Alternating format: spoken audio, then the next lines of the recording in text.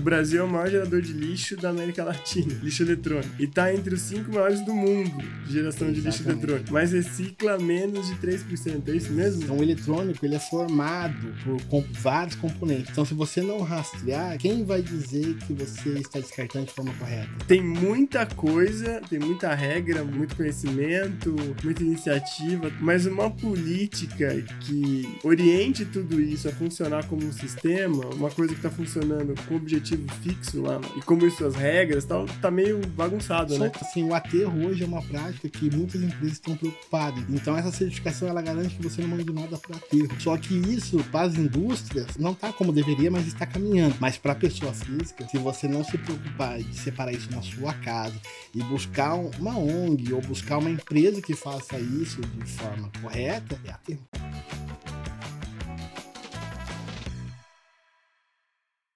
Olá, estamos aqui em mais um Francamente especial com um convidado externo para falar sobre um assunto que muita gente ignora, mas que vem crescendo de maneira constante e silenciosa no Brasil: o lixo eletrônico.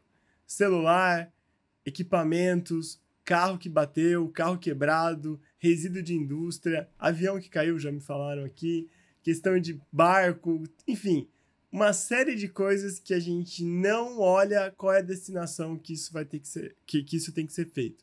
A gente olha para as coisas e fala, beleza, vamos construir, vamos vender, vamos usar, mas ninguém fala de como isso vai para frente.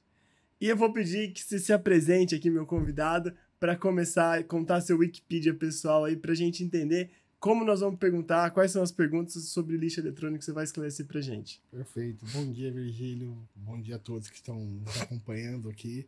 Me chamo Edson, sou administrador de empresa, estou nesse ramo há praticamente 20 anos, né, acompanhando essa movimentação do mercado aí quando se refere em gestão de resíduos, destinação de resíduos eletrônicos, entre outros, né. Sou casado, tenho uma filha, minha esposa está grávida agora com um meninão que está vindo aí, está grávida de 6 meses. Em meio a tudo isso, vou compartilhando aqui com vocês aqui a minha experiência nesse ramo com a parte de reciclagem. Eu sou formado em administração e tenho um MBA em gestão estratégica de negócios. Que beleza, Edson. Para a gente começar aqui, vamos fazer a pergunta de por que o descarte inadequado de resíduos eletrônicos é um desafio, tanto ambiental como econômico aqui no Brasil. Vamos lá. Hoje, as empresas, elas enxergam o descarte de resíduos eletrônicos como um descarte de papelão, de papel de materiais reciclados, sendo que o resíduo eletrônico, ele tem que ter uma atenção especial. Um exemplo que eu dou muito nos locais que eu vou, por exemplo, hoje você gera papelão, você destina papelão, o papelão vai ser reciclado e voltar a ser um papelão novo. E quando a gente fala de um celular todo mundo tem hoje na mão. Então o celular, ele é composto por vários tipos de resíduos, vamos dizer assim, quando ele se torna obsoleto. Então, dentro de um celular, você tem ali a tela, que ela pode ser plástico, de vidro, você tem a bateria de lítio, você tem o plástico, você tem a placa, enfim. E aí, quando você vai reciclar isso, ele tem que ter uma atenção diferente. Hoje, numa reciclagem de papelão, você recebe um simples papel na mão dizendo que foi feita a destinação correta. E o eletrônico? Ele tem que ser o final num determinado ponto. Mas o que acontece com aquilo que é gerado após o processo de destruição dele? Para onde vai a placa? Já se perguntou para onde vai uma bateria de lítio? O que é feito com a placa? A placa é essencial nisso. Nós temos 5 usinas no mundo que tratam placas eletrônicas. Exatamente. Caramba, se eu não me recordo de cabeça, é Canadá, é Chile, é a Bélgica, é o Reino Unido e o Japão. Tem que exportar a placa, então? Tem que exportar a placa. Se alguém falar que faz esse tipo de tratamento no Brasil, está mentindo praticamente, porque o Brasil ele é tão burocrático que já tentaram implantar essas usinas aqui e a burocracia não deixou que isso fosse para frente. Então, por exemplo, assim, como é que um celular vai ser destruído e como é que uma placa vai parar na Bélgica? Nossa. São perguntas que as pessoas não se fazem. Então, dá para você falar que o eletrônico só receber um papel e falar que de fato esse eletrônico foi descartado de forma? Existe a corresponsabilidade. Então, por exemplo, se eu pego hoje, vamos falar de empresas, né, que acaba sendo um pouquinho mais afetada com isso. Toda empresa que gera um resíduo eletrônico, ela procura fazer um descarte correto. E todo equipamento dela, existe o patrimônio da empresa. Se esse descarte for feito de forma inadequada, o que vai acontecer? Eles vão tirar aquilo que tem de valor dentro de um eletrônico e vamos supor que aquela carcaça de plástico ela vai ser jogada em qualquer lugar. E o patrimônio? E se uma empresa ela prega o zero aterro e essa carcaça vai parar no aterro com o patrimônio dela? Isso é rastreável, então existe a corresponsabilidade dentro disso. Então por isso que você tem que rastrear. Não é simples, eu descartei um eletrônico e eu não quero saber, não. Eu tenho que rastrear. O final do eletrônico, é uma frase que eu falo muito, o final do eletrônico, ele não é o final do resíduo que vai ser gerado através daquele processo. Tá. Entendeu? Ele vai reencarnar em outras coisas. Exatamente. Com isso a gente pode trabalhar em cima da economia circular, pode trabalhar em outras frentes, porque uma vez que eu destruir um eletrônico, o plástico vai voltar a ser matéria-prima, vai ser plástico. O ferro vai voltar a ser ferro. Eu tenho, nos processos que eu faço hoje, que eu desenho, eu uso um exemplo bem bacana. Por exemplo, eu tenho um grande parceiro que faz a reciclagem de ferro, e ele usou um marketing dizendo que todo o ferro reciclado pela minha empresa foi utilizado na construção do estádio do Atlético Mineiro lá em Minas. Então, por exemplo, assim, eu falo isso para os clientes, os ferros que eu gerei durante um período foi utilizado na reciclagem que foi usado no estádio. Então é bem bacana de ver isso, entendeu? Quando você consegue enxergar isso de forma. Então é necessário rastrear do início ao fim, que daí você tem a destinação, o tratamento e a destinação. Imagina assim, mais um exemplo, né? Eu descarto uma calculadora, um celular. Calculadora é mais fácil, acho que mais. Joguei a calculadora no lixo. Hoje, no lixo orgânico, pra onde vai isso? Assim? Hoje, quando uma Aterro? pessoa. Exatamente. Quando uma pessoa física faz esse descarte, se ela tem a consciência dela fazer essa separação de resíduos na sua casa, por exemplo, eu vou separar a caixa de leite, do plástico, enfim. Se ela separa o eletrônico e ela busca algum tratamento, esse vai ter um tratamento correto. Mas se você jogar no lixo, vai pro lixo. O Brasil não faz essa separação. Do jeito que você joga no lixo, sua casa vai parar no aterro. E tem alguma coisa que pode dar um impacto na saúde pública do bairro, perto do aterro, de alguma coisa assim? Pode, quando você... Por exemplo, se você descarta um celular, eu falo muito celular porque hoje todo mundo tem, ele tem a bateria de lítio. Imagina você jogando isso no aterro. Vai contaminar solo. E quantos anos isso não vai demorar para ser, entendeu? Então, assim, o aterro hoje é uma prática que muitas empresas estão preocupadas. Então, existe uma certificação chamada Zero Waste. Então, essa certificação, ela garante que você não mande nada para aterro. Tá. Só que isso, para as indústrias, tá até assim, caminhando, não tá como deveria, mas está caminhando. Mas para a pessoa física, se você não se preocupar de separar isso na sua casa e buscar uma ONG ou buscar uma empresa que faça isso de forma correta, é aterro. Nossa, e imagino, né? Imagina pensando aqui, quantidade de celulares que eu já tive na vida, que meu pai teve, minha mãe teve, tá? Desde 94. Quantidade de bateria de lítio de Motorola StarTAC deve ter perdido aí pro mundo, né? Exatamente. Porque, então, mas tudo isso fica aterrado. A solução mais fácil, e olha que o aterro também é um custo, né, para quem manda para lá. Então, se você manda como pessoa física, você paga aquela taxa de resíduos sólidos para a prefeitura.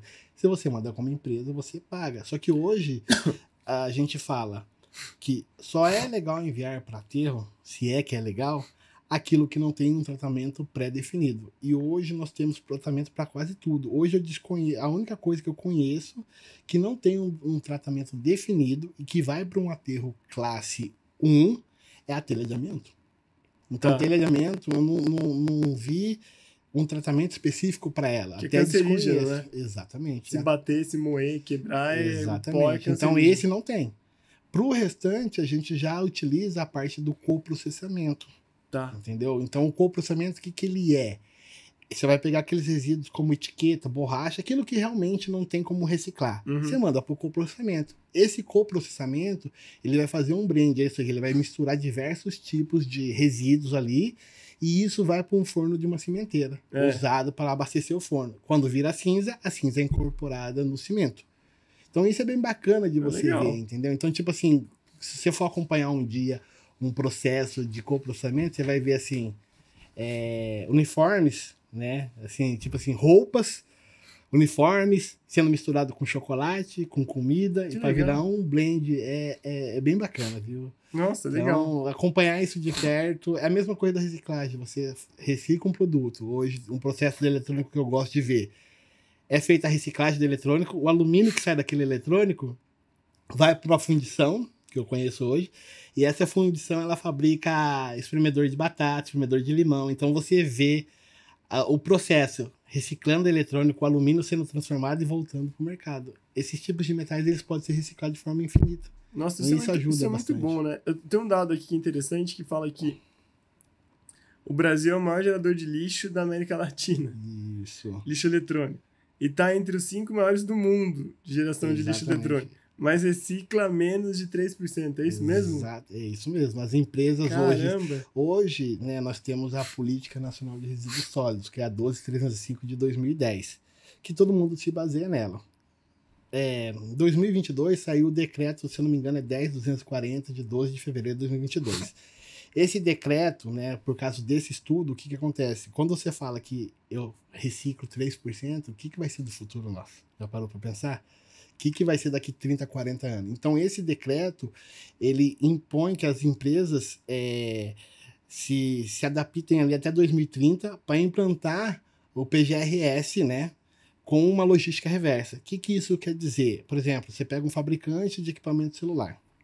Ele colocou X mil aparelhos no mercado. E aí, esses aparelhos são convertidos em quilo. Cada aparelho ali tem uns 100 gramas. Vamos supor que deu 1 tonelada. Eles têm que reciclar 17% nesse decreto, implantar essa logística para reciclar 17% do que eles colocou no mercado, para que eles mostrem a preocupação deles referente ao mercado. Então, o tipo mínimo, assim, né? Exatamente. Tá. E isso é distribuído para o estado. Tem estados com alto volume, como São Paulo, tem uma porcentagem maior. Os 17% são distribuídos. Um exemplo, São Paulo é 6%, um outro estado é 1%, é 0,5%, até dar os 17%. E aí, o interessante é que ele, não somente ele vai reciclar o produto dele, porque ele pode falar para você assim, pô, meu celular não estraga. Uhum. Eu não vou ter retorno disso, mas aí obriga ele a reciclar o produto de outro. Por quê? Tem que mostrar que as empresas não estão preocupadas só em inserir produto, mas estão preocupadas em reciclar produtos. Cumprir a cota. Exatamente. Então, assim, isso tem que ser, até 2030 tem que estar todo mundo atendendo esse decreto. E hoje a pergunta que eu mais escuto é assim, eu sou obrigado? Você é obrigado. Porque a gente, quando fala de meio ambiente, é o assunto do momento. Uhum. ESG, etc e tal, isso vende bem. Mas quando a gente fala de praticar isso, mexe no bolso. E aí as empresas, tem algumas empresas no mercado que elas têm a visão, eu vou fazer dinheiro com isso. Quando ela fala, eu vou fazer dinheiro com isso, até onde ela está disposta a ir? Entendeu? E por isso que assim, que a gente fala muito da rastreabilidade, a transparência que tem que ter por trás disso. Então a gente tem que fazer o quê? As empresas têm que entender que elas têm que se adequar a isso, e tem que criar essa regra. E não perguntar se eu sou obrigado. Porque quando eu falo eu sou obrigado, mostra que muito vai mexer no bolso. Entendi. Entendeu? Mas a dúvida é um jogo 0-0 ou é um jogo positivo? Por exemplo, a empresa consegue, uma fabricante de celulares, né, nesse exemplo que você está falando, a empresa, se ela focar em reciclar os 17%, ela conseguiria ganhar dinheiro com essa reciclagem? Ou é uma linha de custo para ela a reciclagem? Se torna uma linha de custo. Por quê? Quando você compara o valor de um produto novo com o valor que ele pode gerar na sucata para você, porque tem, real, de fato, produtos com valores agregados. Isso. Né? Então, eu uso muito um termo assim, quando você está trabalhando com resíduo, você não tem que falar que você quer vender o seu resíduo, porque você vai passar o seu resíduo para uma empresa, mas você vai obrigar ela a fazer um tipo de tratamento. Então a gente fala que é um valor agregado porque o próprio resíduo se paga. Só que quando você fala de um projeto desse tamanho, o Brasil é gigantesco. E o que mais impacta hoje no processo de reciclagem, seja ele qual for, a gente está específico no eletrônico, mas seja ele, é o transporte. Custo logístico. Então, assim, ele pode gerar uma receita, um exemplo, descartou lá 1 tonelada de celular, pode gerar uma receita de descarte, tá? Não reuso. Mas pode gerar uma receita de R$2.000. Contra um custo logístico de 50 mil, quando você fala de um projeto a nível nacional. Então, você tem meios de reduzir esse custo. Hoje, a gente tem projetos a nível nacional que a gente usa ferramentas como correio. Reduz o custo, mas não ao ponto de ficar no 0 a 0. Agora, quando você aplica, porque hoje você segue uma linha, né? Nós temos a linha dos 5 R's. Então, o reuso vem antes da reciclagem. Só que o Brasil é muito atrasado na questão de reciclagem.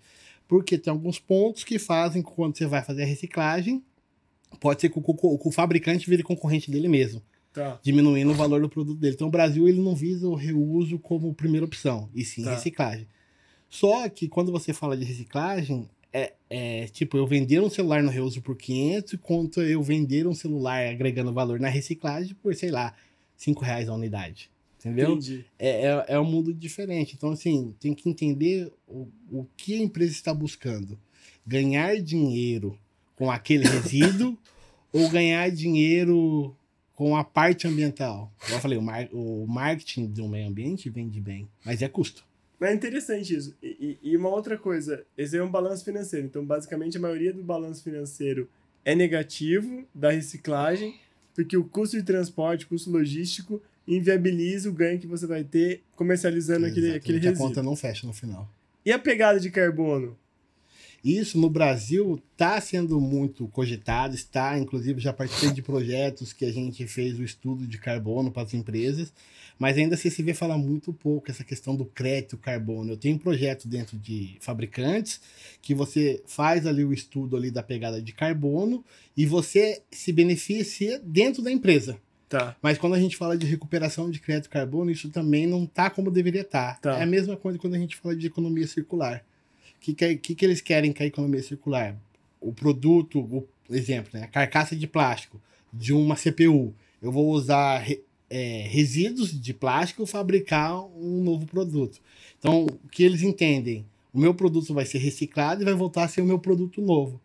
Só que isso também já teve em alta uma época, mas também ninguém deu tanta atenção. Eu fiz projetos de economia circular, assim como eu fiz projetos de CO2, onde eu reciclava o produto do cliente e transformava ele num produto para ele usar. Isso era voltado para a área de telecomunicações. Tá. E até cheguei a fazer brindes através de uma carcaça de decoder, que era um plástico ABS. Eu fiz aquele copo que ele pode ficar quente e frio, pode ir no micro-ondas, para poder distribuir.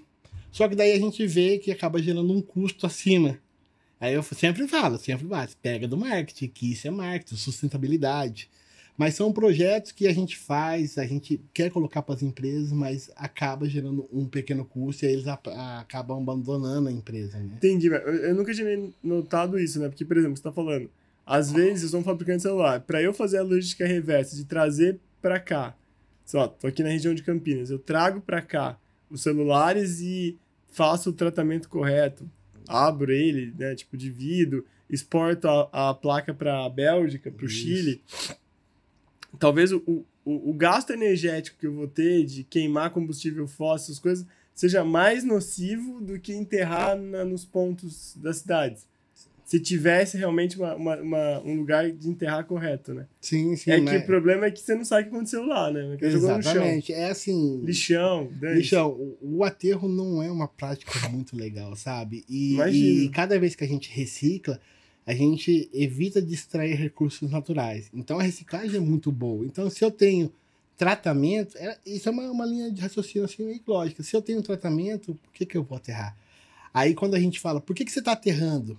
Porque eu não quero mexer no bolso de diretores, de determinadas pessoas. Entendi. E aí quando a prefeitura te cobra aquela taxa, ela fala assim, é uma taxa. Agora, tipo assim, a prefeitura mandar um boleto para você lá, vamos supor que você pague R$100 na taxa de resíduos sólidos, que é por ano isso, vamos dar um exemplo, né? Na cidade onde eu moro, a gente paga R$300 por ano. Se a prefeitura mandasse um boleto para você, você vai pagar, sei lá, R$3.000 por ano, mas a gente não vai aterrar. Você aceitaria pagar? É uma pergunta que eu faço para as pessoas. Você aceitaria pagar? Então, assim, a gente paga e a gente alimenta o aterro.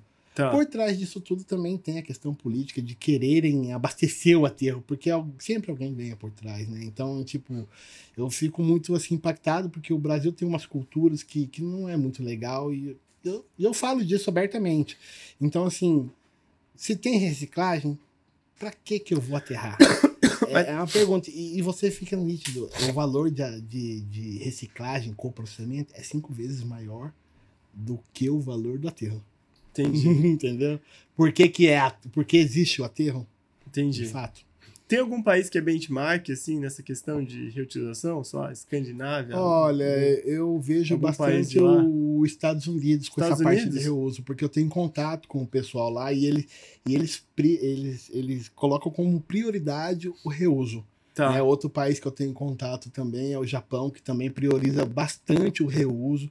Para mim, hoje são países que eu tenho bastante contato, é mais fácil de eu falar, e são países que eu enxergo que trabalham bem. O outro país que eu estou vendo também é a questão do Reino Unido, que também tá focando nessa questão de reuso. Então, assim, como eu tenho contato, fica mais fácil de eu falar. Os amigos meus estavam comentando, os que moram na Europa, muito disso, né? Do nível da economia circular na Europa, como é muito maior do que no Brasil. Assim, as pessoas realmente vão na feira comprar as coisas usadas, Isso. as pessoas se Eles preocupam em prezam por comprar isso. menos, em gastar menos. Sim, sim. Os Estados Unidos acho que tem o reuso, mas tem muito aquela, não, vamos gastar, vamos comprar, aquela coisa de Sim, sim, e acaba gerando muito mais. meio Você Brasil, né? vê, Tipo, você vê hoje muito, eu vejo muito nas redes sociais, as pessoas que saem daqui para viver de lixo lá, né? Então, É. assim, há muita coisa eletrônica no lixo, né? E assim, essa semana eu fiz uma reunião com uma empresa lá que é do Texas, e buscando sucata eletrônica aqui no Brasil. Porque ele entende que ele precisa desse material para processar lá. Então, lá ele fala, a gente faz muito reuso aqui. Então, assim, e a gente só recicla quando não dá para fazer o reuso. No Brasil, não. No Brasil, hoje, no processo... vamos reciclar. Exatamente. No processo qual eu faço parte, a gente recebe coisas novas.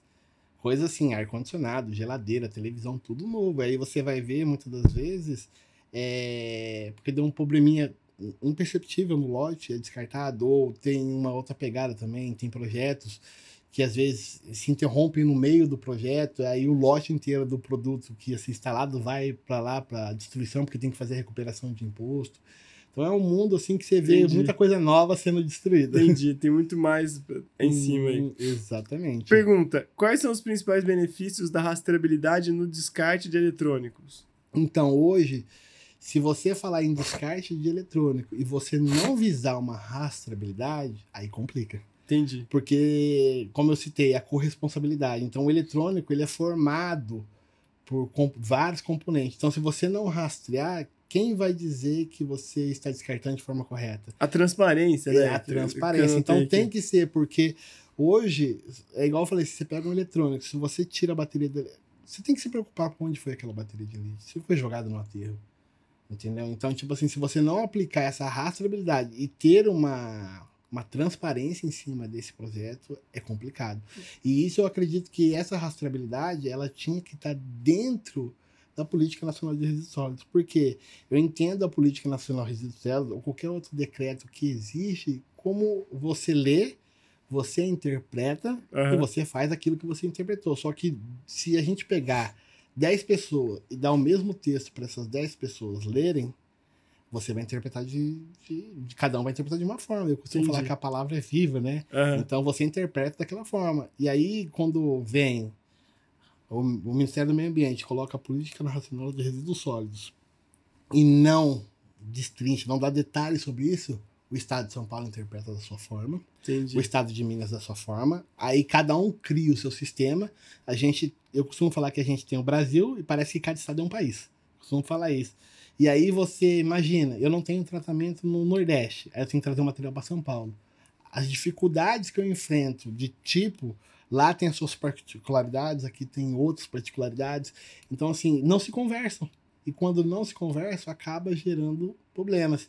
E muitas das vezes você tem que repetir informações, porque lá você tem que fazer um processo adequado para lá, você tem que atender a legislação do estado que você está, a legislação do estado que você retirou, e acaba virando uma bagunça. E eu acho que podia ser mais simplificado.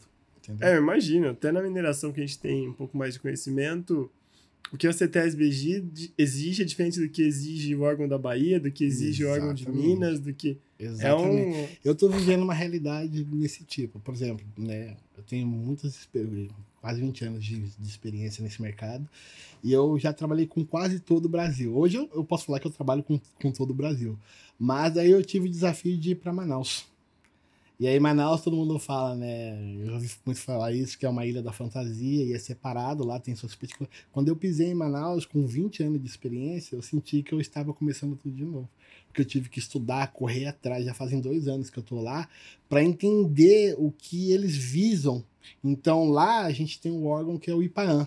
E aqui eu tenho a CETESB. São 2 que eu convivo diariamente. E são órgãos totalmente diferentes. Entendeu? Então, tipo assim, eles seguem a legislação federal, mas mesmo assim cada um tem a sua interpretação. Então, o que é praticado lá não é praticado aqui e vice-versa. E isso porque ainda eles têm ainda São Paulo como um estado mais à frente quando você fala assim de aplicação da parte da legislação, de acompanhamento. Mas mesmo assim são totalmente diferentes. Então esse choque, até mesmo choque de cultura, para mim é imenso. Então o que eu faço lá, eu faço. E aí tem lá as pessoas em Manaus, elas tentam fazer o zero aterro e muitas das vezes incinera. Só que quando você fala de incineração, na parte ambiental, o indicador explode. E aí a pegada é tipo, não, se eu tenho reciclagem em outros estados, eu vou fazer essa transição de estados. Só que daí para eu fazer essas transições de estado, eu tenho que respeitar a legislação que cada um segue ali, o que cada um impõe, né?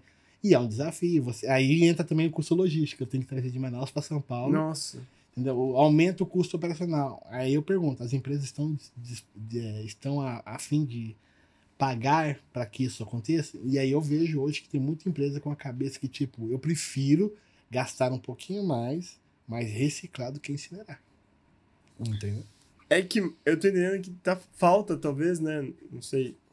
Mas algum portal que eu conseguisse acessar e ver quanto cada empresa já dedicou a reciclagem, a reuso, a incineração, a Hoje aterro. é feito isso de forma separada. Por exemplo, todo início de ano, cada estado, você tem que declarar a movimentação de resíduos que você fez no decorrer do ano anterior.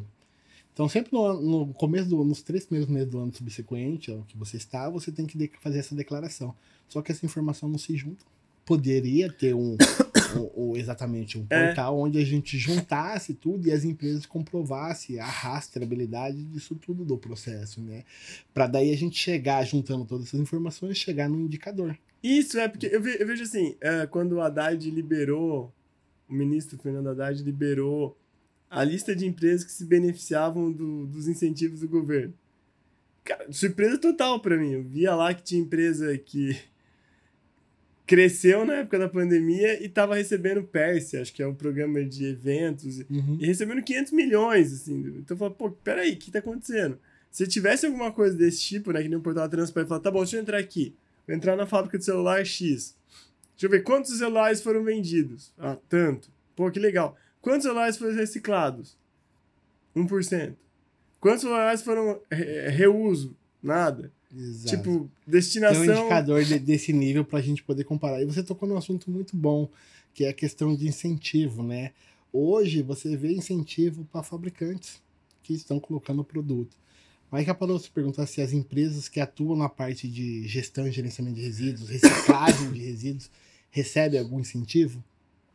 Eu desconheço. Não. Eu estou nesse mercado há 20 anos. Tipo assim, é quem cuida daquilo que é chamado de lixo. Porque vai chegar uma hora que não vai ter mais onde enfiar lixo. Mas vamos lá, supor, você vai abrir uma empresa de reciclagem. Qual é o incentivo que você tem? E quando você fala de reciclagem, é só custo. E aí você já tem uma estrutura ali para ter um custo, você não tem nenhum incentivo. Aí você é obrigado, muitas das vezes, a colocar determinadas certificações no seu processo para atender os requisitos daquela empresa que está te homologando. E você não tem nada, é só custo. Para você manter uma certificação hoje, a base. Quais são as certificações mais vistas dentro do mercado assim, de reciclagem? A ISO 9001, a 14001, a 45000, que é segurança, né?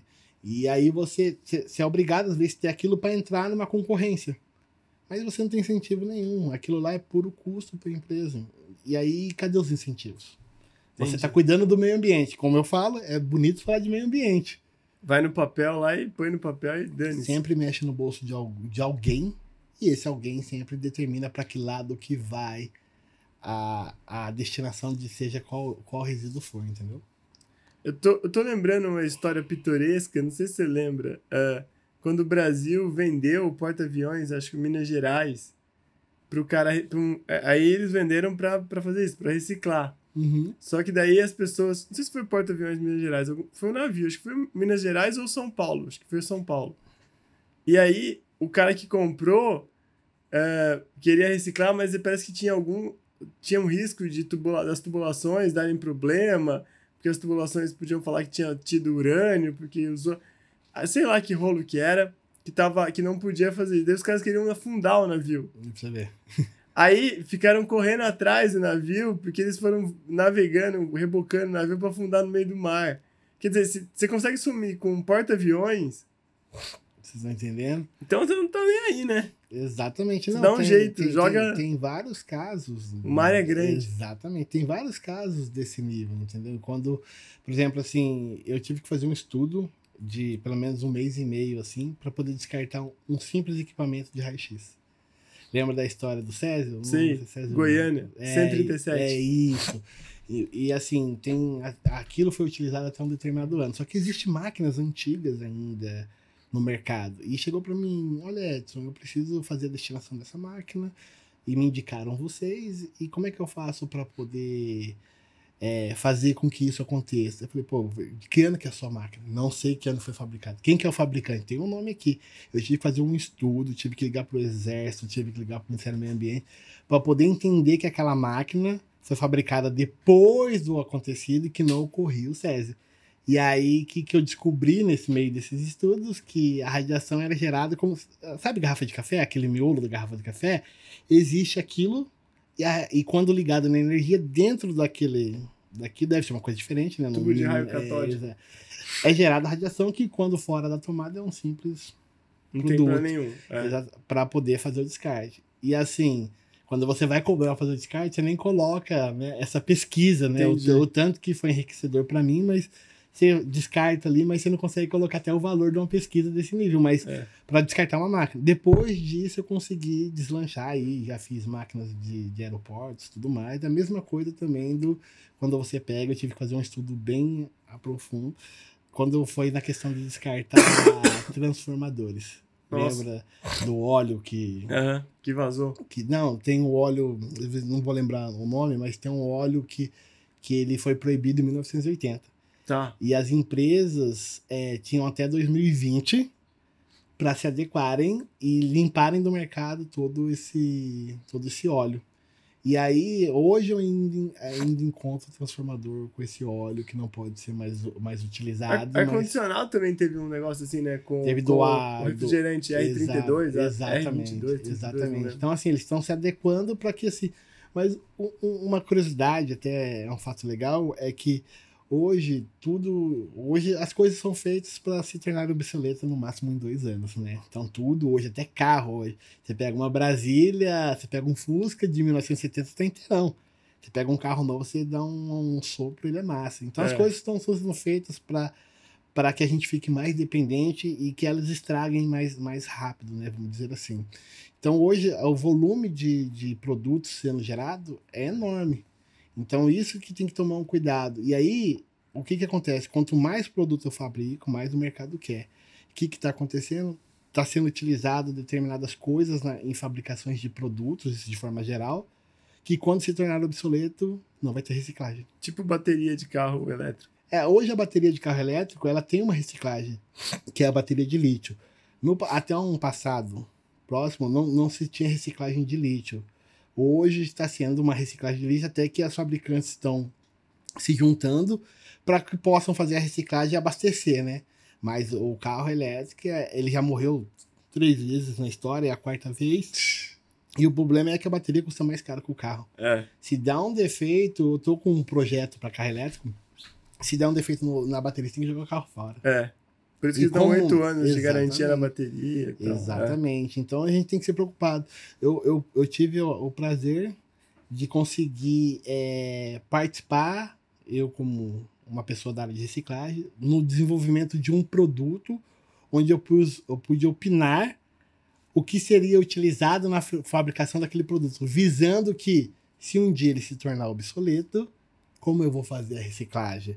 E digo mais, nesse projeto que eu tive a oportunidade, a gente cogitou de um produto que dura 10 anos, quando ele se tornar obsoleto, ser possível de fazer reuso de partes e peças dele para a fabricação de um novo. E o que sobrar, eu consegui 100% reciclar, porque cada vez mais vai faltando matéria-prima no mercado. Exato. O plástico é um problema gigante. Hoje você encontra plástico com N contaminações que você, em vez de reciclar, você tem que coprocessar. Ou seja, aquilo não vai voltar para o mercado. Porque eles colocam vários tipos de plástico num só, e aí você acaba não tendo como reciclar. Entendeu? Então, tipo assim, tem uma empresa que fabrica essências, que está utilizando o plástico para reciclável para fabricar suas tampas. Isso é muito bacana. Mesmo assim, ela está com falta de matéria-prima. Porque ela precisa de um determinado tipo de plástico e está encontrando muito plástico contaminado. Então, assim, eu acredito que daqui para o futuro, com a falta de matéria-prima, eles vão cada vez mais fazer mistura de materiais. No final, a gente não vai conseguir nem reciclar, tipo, o material. Você já viu falar dos copos de papelões? Copo, canudo de papelão que eles usam hoje? Aquilo para reciclagem... Não vai, né? Não, porque ele tem uma resina que não permite reciclar. Então, assim, é bonito você ver canudo, copo de... Você acha que tá fazendo bem pro meio ambiente, mas não vai. O papel reciclado. Já viu uma época que o papel reciclado, ele tava em alta, recicla o papel reciclado. Não vai, não serve pra nada.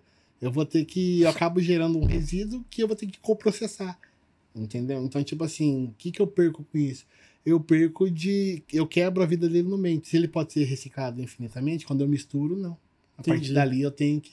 Então, assim, hoje as pessoas estão preocupadas em vender, fazer um marketing de um produto, assim, mas não estão preocupados com a reciclagem desse produto. Até onde eu vou levar essa reciclagem? Entendeu? E eu acho que isso deveria as fabricantes pensarem nisso. Eu tenho que colocar um produto no mercado, sim.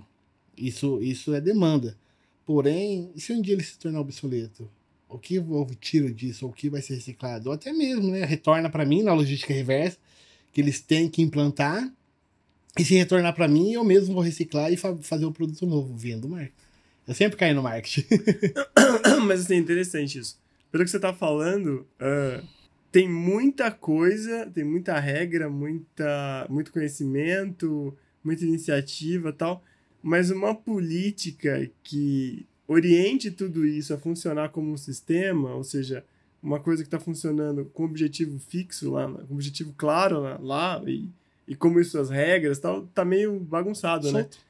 Eu tava vendo até um relatório do TCU que apontava isso como a falta de integração entre estados e municípios, você estava comentando. Exato. É um dos principais gargalos na gestão dos resíduos sólidos no país. Exatamente. Você não sabe o que você faz. Você vai, é mais ou menos igual imposto. Ó. Chega por Santa Catarina, distribui para Minas, de Minas tem para São Paulo pelo DIFAL e... Se você for olhar a questão dos impostos mesmo, né, né, você tocou aí, cada estado tem trabalho do seu jeito. Isso. E no final não se conversa, e quem acaba perdendo? A gente. Entendeu? Exato. A muito... população, o ser humano. Porque se conversassem, Essa é a pergunta. Quem que interessa essa confusão? Olha, quem ganha dinheiro com essa bagunça? Eu acredito que quem ganha dinheiro por trás disso tudo são quem está à frente de aterro, à frente de alguma coisa, porque essas pessoas não têm interesse que isso evolua. Porque quanto mais resíduos gerar, para eles são melhor. Então, tipo assim, eu acredito que... Eu sempre falo, né, que sempre por trás deve haver algum político, assim, que determina. Porque eu tive um caso, agora, num dos estados do Brasil, que era ser feito um coprocessamento com determinado material. E aí, o que aconteceu? Não pode mais coprocessar, volta pro aterro. Por quê? Já se perguntou por quê? Aí as empresas preocupadas, porque são empresas internacionais que vendem a política do zero aterro, tá tendo que mandar material para outros estados para poder manter o processo. Aumentou o custo logístico. Então, assim, quem cuida do aterro? As prefeituras. O que a prefeitura quer com isso, voltando resíduo para aterro? O que os políticos da região têm a falar disso? Então, tipo assim, o Brasil hoje é conduzido por políticos. Se eles colocarem determinadas regras ali e implantarem, as empresas vão seguir, mas se não criar uma regra que possa ter uma interpretação boa, cada um vai interpretar também da forma que quer. E quem fiscaliza isso, e quem está preocupado com isso, em criar várias coisas é fácil, e manter isso que foi criado. Eu lembro que foi a Itália, né, que começou com umas coisas estranhas, assim, do tipo... exportar lixo para Albânia, exportar lixo para o Brasil. Justamente falando, não, tô vendendo aqui não, porque o cara vai usar lá. O quê? Não sei, vai usar. Você falou de um navio, tem um navio que tá rodando há anos e não consegue descarregar só com lixo eletrônico, e não consegue descarregar em nenhum país porque ninguém quer receber isso. Então, tipo assim, né, na época eu tava vendo essa pesquisa, falam que você tem muito monitor CRT Que no passado o monitor CRT era um caos, né? Porque você tem ali aquele monitor tubão, o tubo de vidro que tem lá é contaminado com produto químico, você tem que fazer um processo totalmente ao contrário. É um material pesado, então eu ouvi se falar isso, né? Que tem esse navio rodando e não consegue descarregar em lugar, porque nenhum país quer aceitar o material que tem lá dentro, entendeu? Então você escuta histórias, você vê, principalmente hoje que está acessível às redes sociais, então você vê muita coisa, mas são assuntos que passam despercebidos. Eu vivo muito isso, né? Vivo, meu dia a dia já há um bom tempo é isso, então assim, eu consigo enxergar várias coisas, mas isso porque eu vivo. Eu confesso pra você que se ficasse um ano fora desse mercado, pra mim já... Parece anedota que você falou, papo de zap. Entendeu? Outra pergunta. O que diz a Política Nacional de Resíduos Sólidos sobre os eletrônicos? Que você falou, a Lei 2.305, 2010. Ela cita sobre o descarte correto dos eletrônicos, fala que tem que ter os seus tratamentos ali adequados, mas ela não se aprofunda isso. Sendo que o eletrônico, ele precisa ser mais estudado, ele precisa de se aprofundar nesse assunto. Você tem hoje a Política Nacional de Resíduos Sólidos, que cita isso, e aí quando você vem para o estado de São Paulo, você tem a CETESB, que em cima dessa política vem fazendo as suas decisões ali. Por exemplo, em muitos estados, eles não consideram a placa que sai do eletrônico como perigoso. E no estado de São Paulo é considerado como um produto perigoso devido aos metais que ali tem. E aí surgiu um assunto muito...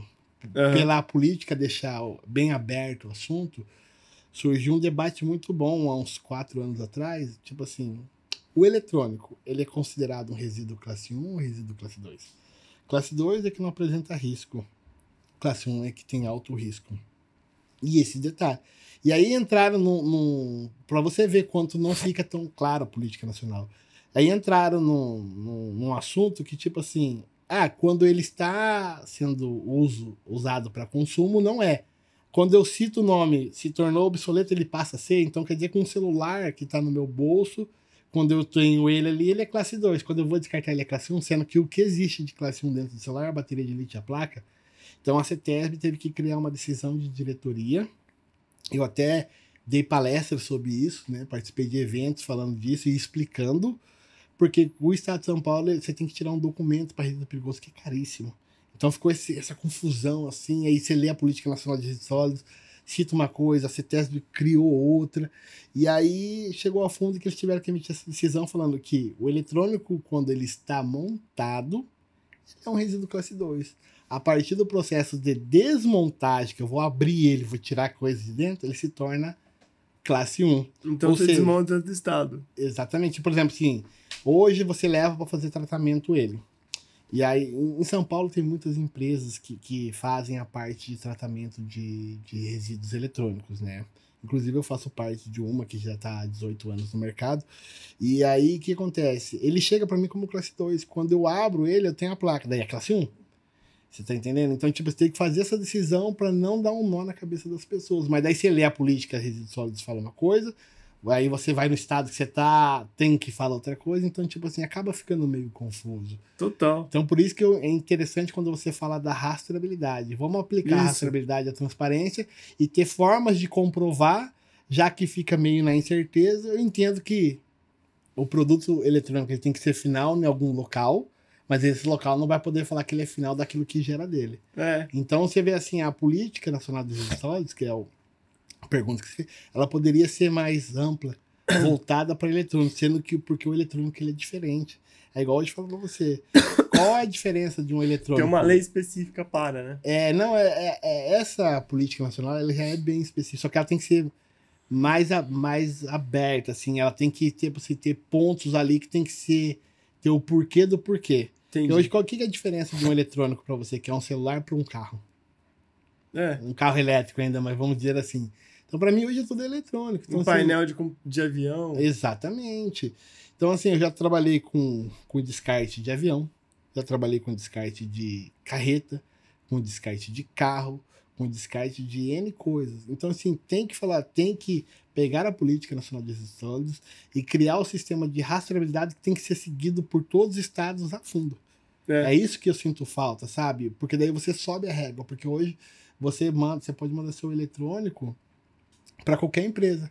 Mas o que, que ela vai te apresentar de conta prova que aquilo está sendo tratado? Então, tipo, se não tiver isso na política para subir essa régua, as pessoas não vão mudar. É que tem uma coisa na política que é interessante, que é a tal da responsabilidade compartilhada, que é muito bom a princípio, porque fabricante, distribuidor, consumidor e poder público são responsáveis pelo ciclo de vida do produto, Sim. mas a responsabilidade compartilhada é ninguém responsável. Exatamente. Então, mas esse é responsável. Eu não, veja bem, não, mas é. Tipo, quando é meio compartilhado, não tá muito claro, né? É difícil. Porque se fosse uma pessoa, uma empresa, um órgão que fosse. Só ele é responsável. Então a gente sabe quem que a gente vai cobrar. Sim, sim. Hoje, dentro da parte eletrônica, existe a corresponsabilidade. Vamos supor que você é uma empresa e você mandou seu eletrônico para mim. E aí eu peguei esse eletrônico, tirei o que era bom e joguei lá no lixo. Se eu tomar uma multa ambiental, você vem tomando multa. Mas isso quando a gente fala assim que você está descartando comigo, mas para quem você está enviando? Entendeu? Então hoje você tem que ter um processo de tipo assim, o que é necessário você ter para que eu envie seu eletrônico e como você vai rastrear? Eu vou aceitar um papel que cita que descartei tudo de forma correta ou como é que você vai rastrear? Porque se eu tomar uma multa ambiental, quem mandou para mim os eletrônicos vai tomar uma multa ambiental. Só que, voltando lá atrás, isso tem que ser mais claro. Exato. Entendeu? E tem que ter casos de. Como é que chama? Casos para educar, né? Tem que ter casos que fique famoso, um descarte deu errado e mostrar. Sim, não, tem. Assim, a gente não pode abrir aqui, mas são dois casos que eu já ouvi falar que são os mais famosos. Um caso, inclusive, é de uma empresa que ia descartar, até a gente participou, as duas, no caso, a gente participou de um processo ali para poder fazer descarte. E aí o primeiro era o monitor CRT, o tubão.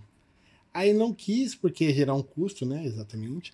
E aí decidiu descartar com um catador que estava passando na rua, com aquela intenção de vou ajudar o próximo. Sim. A pessoa tirou um miolo de cobre que tinha ali no tubo, pegou a carcaça e jogou na marginal Tietê. Que a beleza. Carcaça tinha o patrimônio da empresa. Me ligaram, Edson, vamos criar um processo, etc. Agora não, como é que eu vou envolver o nome da empresa da qual eu faço parte num processo desse? Não, a partir daqui você descarta correto. Daí tomou. Um outro processo é que um HD de uma empresa com projetos foi vendido para reciclagem com o objetivo de destruir, mas foi com um valor que na reciclagem não se pagava. Foi parar na 25 de março e aí um funcionário dessa empresa comprou esse HD para montar um computador game pro filho dele. Por coincidência, nossa, a hora que abriu o HD, todo o projeto lá dentro. Você tá entendendo? E aí foi vendido, quiseram ganhar muito dinheiro e exigir que a pessoa fizesse a reciclagem. É aquilo. Se é reciclagem, o produto se paga. Se sair daquela linha de raciocínio, é porque vai ser feita alguma coisa. Por exemplo, vou falar pra você, na reciclagem eu vou conseguir te pagar, sei lá, um exemplo. Entendi. 50 centavos no quilo do HD, o cara te oferta 30. Você acha que o cara vai reciclar? Então, tipo, essas coisas que acontecem. Então, é isso que tem que tomar o caso. Para a empresa não querer ganhar dinheiro com a sucata e deixar de ganhar dinheiro com aquele produto principal que é o dela, que seja lá o que ela for fabricar, entendeu? Última pergunta aqui que é importante pra gente, que é o seguinte, como você já está falando exatamente isso, como um sistema unificado de rastreabilidade poderia melhorar tudo isso? Então, eu vejo hoje que quando a gente se criar um processo unificado, ele vai permitir você enxergar todos os pontos. Então, você vai permitir saber quem é o gerador, esse produto eletrônico foi para determinado ponto, o que ele gerou de material que foi para reciclagem. Então, quando você rastreia, você fecha todas as portas. E não é só rastrear, é fazer o desenvolvimento daquele parceiro que está recebendo aquele material final, para garantir que ele vai reciclar. Então, quando você cria um sistema disso, hoje, falo por mim, né? Nós temos um sistema que faz isso, só que é para atender o nosso escopo de negócio. Mas é um sistema que poderia ser vendido para os estados, para todos os lugares, para poder fazer essa rastreabilidade que eu falo para você. Então, quando você rastreia, você acompanha isso, e você não só aceita um papel falando que fez a parte de descarte correto, isso é essencial, porque você vai fechar todas as pontas e você comprova, amarrando os processos, você consegue gerar documentos como nota fiscal, como uma MTR, que é um Manifesto de Transporte de Resíduos, para amarrar esse processo. Então, tipo assim, eu quero saber para onde foi. Ah, saiu de mim, foi para a empresa A, B, foi para lá na empresa C. Ela tá apta para receber? Entendi. Como que tá a parte social dela? Será que tem trabalho escravo lá? Entendi. Será que ela tá fazendo? Entendeu? Aí você fazendo um sistema desse, e todo mundo aceitando a dar, porque é um sistema que você teria que dar satisfação. As empresas de reciclagem estão a fim de dar satisfação? Eu enxergo muito que não. Entendi. Entendeu? Porque daí vem a questão de mercado. Então, quando você implanta um sistema desse, ajudaria muito. Fecharia muito a porta. Aí, para você tomar uma multa ambiental, teria que ser uma coisa muito fora da casinha, porque você consegue comprovar que você não fez o descarte inadequado. Entendeu? Mas você ia ter toda a linha de vida do processo. É porque eu fico imaginando assim, que nem avião, né? Avião, cada peça tem um código, part number, que eles falam lá. Então, quando você todo pega. Todo produto também tem, né? Todo produto que você compra tem o part number, o serial number. Mas o produto, às vezes ele tá ligado no código EANDO de barra lá. É um código, beleza, mas eu não sei que aquele produto é específico aquele. Tem a discussão do código de barra 128 bits, pro que a gente usa hoje, ou do QR Code. Mas, em tese, o avião você consegue pegar... Essa peça tava nesse avião, é seriado. Tipo o código bidimensional. Isso, é só naquele avião, depois ele mudou para aquele outro avião, depois... Você rastrearia a peça o resto da vida dela. Exatamente. Se você coleta esses dados e joga lá, você tem que estar informando onde é que tá. Exatamente. Ele seria auditável, seria tudo. Tinha que ter alguma coisa nesse nível, né? E eu vou falar bem pra você... Existe-se isso, como eu disse, né? O sistema existe, codificação existe. A empresa qual eu faço parte, a gente tem um sistema que a gente desenhou desde o zero para chegar no nível que chegou hoje, que permite essa rastreabilidade. O problema está em... As empresas querem enxergar essa rastreabilidade? Tipo, foi investido muito dinheiro para chegar no nível que esse sistema está hoje. E aí a nossa ideia é levar isso para o mercado. Mas quem quer pagar isso? A gente está falando de reciclagem. No mundo da reciclagem. Então isso existe. Exatamente isso que você falou do código. Isso existe. Essa linha de raciocínio existe. Mas quem está disposto a pagar isso quando a gente fala de reciclagem? Mas essa informação está disponível em fontes públicas ou não? Não está disponível em fontes públicas. Eu não consigo acessar, por exemplo, o site do CETESB ou de algum outro lugar? Esses sites... governo, eles blindam muito essa informação. Hoje, esse sistema que a gente criou, ele permite que a nossa empresa rastreie para aquelas empresas que querem, de fato, enxergar isso. Então, tipo, hoje, quando você se torna um cliente da empresa, você consegue ver a linha de raciocínio todinho, ter acesso não só a esse documento, mas todo documento de quem está presente naquele processo. Então, eu tenho a empresa A, B, C, D, que são empresas que fazem parte ali de receber esse final, vamos dizer assim. E aí eu acompanho a vida do produto, a pós-vida do produto e a reciclagem. Por isso que eu falei para você, eu consigo enxergar um alumínio saindo de um produto eletrônico e virar um espremedor de batata. Entendi. Então, esse sistema permite isso. Só que, assim, se você leva isso para você, vamos supor assim, para esse CETESB, um exemplo. Será que eles estão interessados em enxergar isso?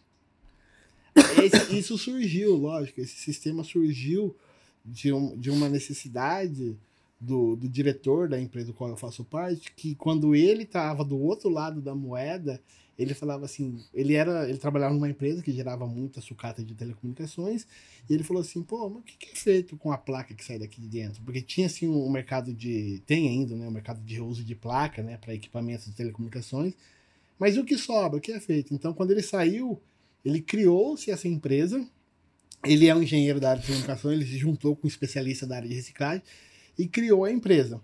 E aí, quando ele criou essa empresa, exatamente com essa cultura, temos que rastrear. Porque foi uma necessidade que ele viu quando ele estava do outro lado da moeda. Porque eu acho que teria que vir alguma coisa exatamente do governo, assim, falar, beleza. Eu lembro, até 2015, se me falha a memória, todas as cervejarias, elas tinham que informar o quanto que elas envasavam. Uhum. Então, produzia, estava informado no site da Receita, todo mundo ia lá e acessava. Era ótimo você descobrir o share, falar quanto tá a Ambev, quanto tá a Heineken, quanto tá o pessoal lá da Petrópolis, que você conseguia ver exatamente quando eles estavam produzindo. Sim. E aí você sabia que tava fazendo... Não pô, era uma informação que estava oculta, né? Tava não, era disponível. aberto. Depois fecharam essa informação, não colocaram mais, mas eu imagino que era uma coisa, deveria ter uma coisa parecida com isso, né? Sim, Alguma concordo IA com que você. fosse lá, né, no fabricante de celular X, identificasse todas as vendas de celular, de produção de celulares dele. Uhum. Beleza. Aí, ó, tem tanto de celular no mercado. Você vai ter que correr atrás para explicar quanto você está reciclando. Sim, sim, sim. Eu acredito que seria legal até ter um sistema de premiação para as fábricas. Podia ter um evento, tipo, o ano que passou a gente descartou, mas a gente reciclou. Perdão, a gente produziu, mas a gente reciclou e assim por diante. Seria muito bacana, mas é aquilo que eu falo, né? Até onde eles querem chegar com essa Não, informação. acho que ninguém quer essa Ninguém informação. É entendeu? ruim para todo mundo. Agora, quando você vê que as empresas são obrigadas a prestar contas, elas vêm até a gente com o objetivo de eu preciso rastrear meu processo. E é um processo que não é só aplicado, como eu disse, não é só aplicado a eletrônico, ele é aplicado na gestão de resíduos. Então, hoje você pega, a gente fala de eletrônico, mas esse sistema que a gente desenvolveu, ele permite você rastrear os resíduos gerados na fábrica, que são, além do eletrônico, poda, papelão, plástico, lixo comum, entendeu? Então, é um sistema bem Robusto. bem robusto. Então, assim, isso poderia ter N tipo de empresas, gerar essa informação anual, É. entendeu? E falar, olha, e aí? Olha como é que tá o seu balanço, etc e tal. Quanto você reciclou, quanto você economizou de CO2, quanto você utilizou na economia. O sistema permite fazer tudo isso. Só que só tem acesso a esse sistema quem é cliente da empresa que a gente atua com a parte de reciclagem e gestão de resíduos. Porque eu estava pesquisando no roteiro que estava falando exatamente isso, que a União Europeia e o Japão mostraram que quando tiveram rastreabilidade digital, Sim, aumentou o índice de reciclagem 70%. Porque sim. se não mostrar, né, como diria lá em Rio Claro, se não botar a bunda na janela, Uhum. né, as pessoas não vão Sim. enxergar, falar, ah, beleza, compra isso aqui. Ó, você quer comprar mesmo? Ó, compra isso aqui. Ó, onde vai o lixo, ó. Sim. E eles poderiam dar incentivo, não, tipo assim, eu dou incentivo porque você está fabricando. Eu vou dar um incentivo para você que está reciclando, preocupado com o meio ambiente, também vou dar incentivo para quem está fazendo isso acontecer. E isso seria um direcionamento bem legal, viu, de se ver, viu? É, eu acho que Poderia evoluir para isso, né? Olha, se você recicla, por exemplo, com esse decreto que eu citei aqui, que é o 10.240, ele coloca isso para as empresas. Só que, assim, qual é o benefício que vai ter por trás disso tudo? Desse trabalho? Eu tô te obrigando. Aí, beleza, você tá obrigando, beleza, você pode, você é o governo, mas o que você vai trazer pra gente? O que a gente pode usar essa informação via, né, divulgação da empresa, etc. Como que isso vai funcionar?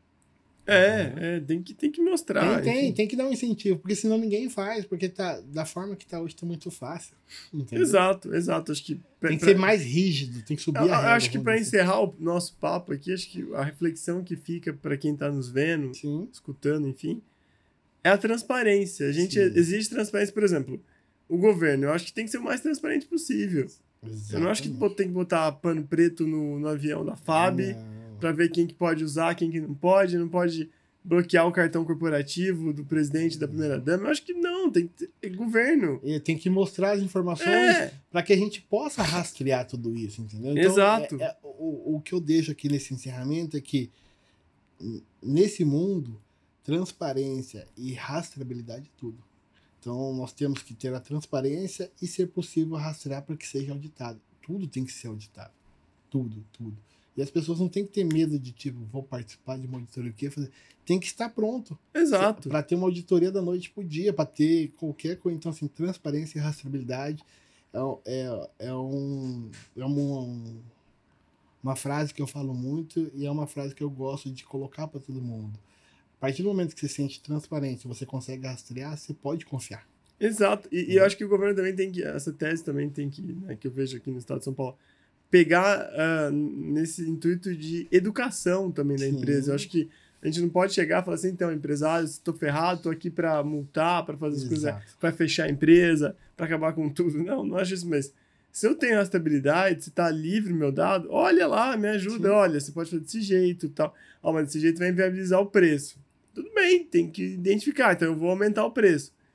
Mas daí vai dar problema porque você vai trazer da China mais barato, você vai ficar fora. Tudo bem, tá? Como é que a gente faz? Tem que botar uma sobretaxa. Sim. Ou a gente garante que eles também tenham obrigados a ter a questão da rastreabilidade também, que eles reciclem o que eles estão fazendo. Se a regra é igual para todo mundo, né, transparente, tá? O problema para mim é o pano preto, é o caixa preta, exatamente. Querer cobrir aquilo que você não deve cobrir. Exatamente. Não posso informar, não posso, não, aqui. Pô, né, não, a emenda secreta do parlamentar, essas coisas para mim não cabe. Tem que ser transparente. É mais o governo, né? Quem tá certo ou tá errado? É a população, então tem que ser transparente. A informação tá aqui. Se você quiser analisar, analisa. Se você não quiser analisar, é um critério seu, mas não venha me julgar. É isso. Agora é julgado por esconder as coisas, entendeu? Isso, então, aí eu sou julgado, daí eu faço, escondo, e beleza, aqui a regra pra mim é essa, deixa quem é tonto abre a informação. Não. É complicado. Bom, mas obrigado. Muito bom esse papo, Edson, que você trouxe aqui pra gente, luz sobre essa parte do lixo eletrônico, que eu não conhecia. Vou ficar mais, como é que chama? Consciente agora do descarte. Eu levava no ecoponto, geralmente, né, que tem o descarte lá, eu descarto lá e dane-se. Eu não rastreio o que a prefeitura faz. E eles não dão nenhum certificado pra nada. você. Se a prefeitura taca fogo, se a prefeitura joga no lixo, se a prefeitura vai no lixão, vende meu celular e depois eu não sei. Eu só vou lá no ecoponto, descarto no ecoponto e falo, beleza, bateria também, faço isso, enfim. Mas agora tá muito mais claro para mim, cobrar, perguntar, os prefeitos que a gente tem contato, onde que tá acontecendo com o lixo, tá reciclando, não tá enterrando, ajuda a gente aí para poder melhorar cada vez mais a estabilidade e a parte de lixo eletrônico no Brasil e pro caminho que tá a Europa, por exemplo. Perfeito. Eu que agradeço a oportunidade, espero poder voltar aqui com outros temas. Esse é um assunto bem extenso que dá pra gente seguir dali, né, seguir para outras frentes, mas obrigado, agradeço pela conversa aqui, pela abertura aqui, e se precisar é só me ligar, né, vocês têm meu número, e que a gente possa, né, colocar isso na rede social e divulgar e mostrar qual a importância de se preocupar com o eletrônico, né? Vamos fazer isso. E trazer mais debate, trazer outras pessoas o segmento de reciclagem, ele é bem amplo, né, a gente falou de eletrônico, tem papelão, tem resíduos contaminados, e criar um debate sobre isso, para ver se a gente consegue mudar algo. A ideia é essa. Exato. Muito obrigado, muito obrigado. E para vocês aí, só relembrando, se você gosta do nosso Francamente e tal, ative o sininho, se inscreva no nosso canal. Toda quarta-feira a gente lança episódio novo e os comentários, as dicas que vocês nos dão são muito importantes para melhorar cada vez mais esse programa. Grande abraço e até a próxima.